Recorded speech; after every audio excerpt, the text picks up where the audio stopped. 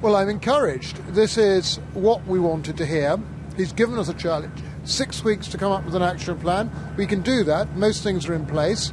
He understands that this is an artificial waterway, that this is all created by man that I'm standing on, and that we actually need to dredge the rivers and give the power back to local communities to continue doing what they've been doing since Roman times. Right, well, your constituents have told the BBC that Owen Paterson wouldn't talk to them. That's a mistake, isn't it?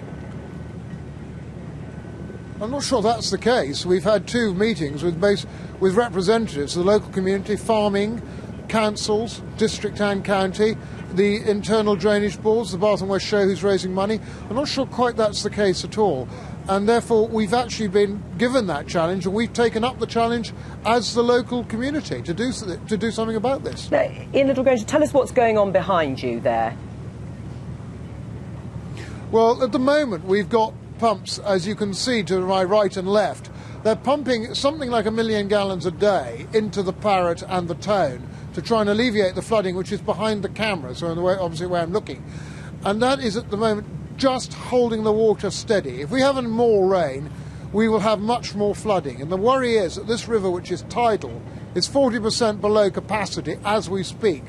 If we got the mud and the rubbish out here, what we're seeing to my right, your left, actually wouldn't be needed. We've always had flooding here, but it's never been as bad as this, ever. All right, we seem to have lost the picture of Ian Liddell Grainger, but Ian, we can still hear you, I think. I mean, the Environment Agency claims that the rain would have overwhelmed... It's all right. OK, well, the Environment Agency said that the rain would have overwhelmed the river system even if it had dredged the waterways. What do you say to that?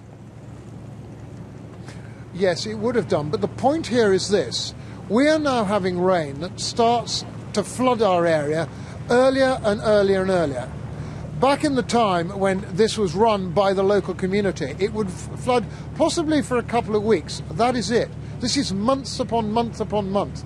And we've lost the capacity. Ever since Baroness Young of Scone said that she would like to blow up the pump houses here and allow all this to flood, we've never been allowed to dredge the rivers. The time has come to stop this, and let's get on with it. Has the Environment Agency been too slow to act, then, for you and your constituents in Somerset? It's very trite to say they haven't. A lot of people were saying they should have got the pumps in a week before they did. The problem is that until the water actually goes into the levels, you can't actually pump. So you have this dichotomy. Do you bring them in and let them wait and do nothing, or do you wait until there starts to be the flooding? It's a very difficult decision, and I think there are times when, including myself, I've cursed them like anything for not being quicker.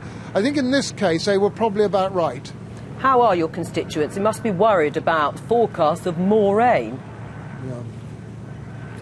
Yeah. We're extremely worried, and we know it can't be any better than it is. I mean, we know there's going to be more rain. We know there's going to be more water and flooding.